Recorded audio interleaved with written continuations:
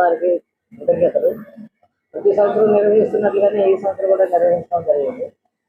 ఈసారి వారు మాకు రక్తదాన జిల్లాగా నిలబడితే వందల కొలది మాకు ఇప్పటి వరకు బ్లడ్ ప్రతి సంవత్సరం దానం చేస్తున్నారు. ఈ సంవత్సరం కూడా 100 పైగా మాకు బ్లడ్ వారి యొక్క సిబ్బంది మరియు వారి దగ్గర పనిచేసేటువంటి వర్కర్స్ అందరూ కలిపి, వారే కాకుండా చుట్టుపక్కల ఉన్నటువంటి యాజమాన్యానికి సంబంధించినటువంటి అభిమానులు, తర్వాత యాజమాన్యం యొక్క పిలుపుని అందుకొని అటెండ్ అయ్యి డొనేట్ చేసినట్టు అనేక మంది కూడా ఈ సభకి వచ్చి మాకు డొనేట్ చేయడం జరిగింది. ఇవన్నీ కూడా మా గవర్నమెంట్ జనరల్ హాస్పిటల్లో ఒంగోలు వారి ఆధ్వర్యంలో నిర్వహించుకున్నటువంటి రక్తదాన శిబిరంలో ఇవన్నీ చేయడం జరిగింది. ఇవన్నీ పేద ప్రజలైనటువంటి రోగులు గవర్నమెంట్ జనరల్ హాస్పిటల్లో ఉన్నటువంటి అత్యవసర పరిస్థితుల్లో వారికి వినియోగించడం జరుగుతుందని మీ అందరికీ తెలియజేస్తున్నాం. నిర్వహించిన వారందరికీ కృతజ్ఞతలు. ప్రాంతాల్లో సంస్థలను స్థాపించి ఎంతోమందికి ఉపాధిని కల్పిస్తున్నటువంటి మా పెద్దయనగా చెప్పుకోబడే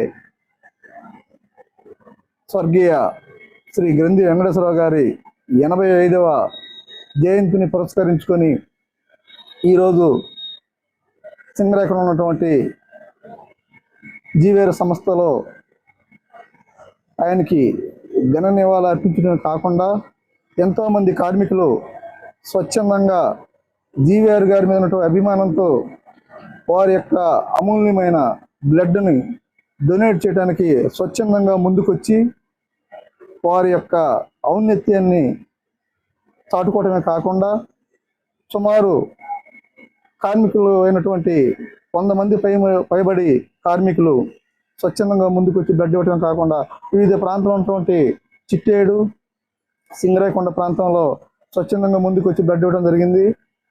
ఈ కార్యక్రమాన్ని మా మేనేజింగ్ డైరెక్టర్ శ్రీ గ్రంథి చలవరావు గారి ఆధ్వర్యంలో, జనరల్ మేనేజర్ శ్రీనివాస్ గారి ఆధ్వర్యంలో, పర్యవేక్షణలో ప్రొడక్షన్ మేనేజర్ శంకర్ గారు, చలవరావు గారు, బాలాజీ, శ్రీనివాసు, మేమందరం డాక్టర్ బ్రహ్మయ్య గారు, అలాగే ఒంగోలు నుంచి వచ్చినటువంటి రిమ్స్ వైద్యులు, సింగరాఖ నుంచి వచ్చినటువంటి ప్రభుత్వ వైద్యులు సహాయ సహకారాలతో వారి యొక్క పర్యవేక్షణలో ఈ యొక్క బ్లడ్ డొనేషన్ క్యాంప్ని దిగ్విజయంగా జరుపుకోవడం జరిగింది.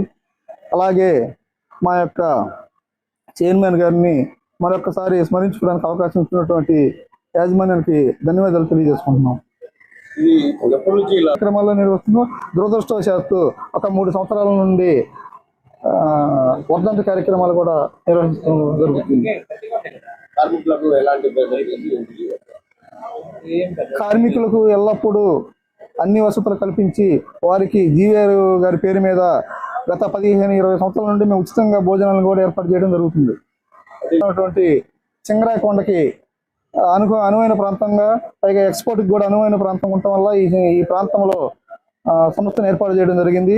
అంచెలంచెలుగా డెవలప్ చేస్తూ చిట్టేడు ప్రాంతంలో కూడా ఇంకొక యూనిట్ని కూడా ఏర్పాటు చేయడం జరిగింది.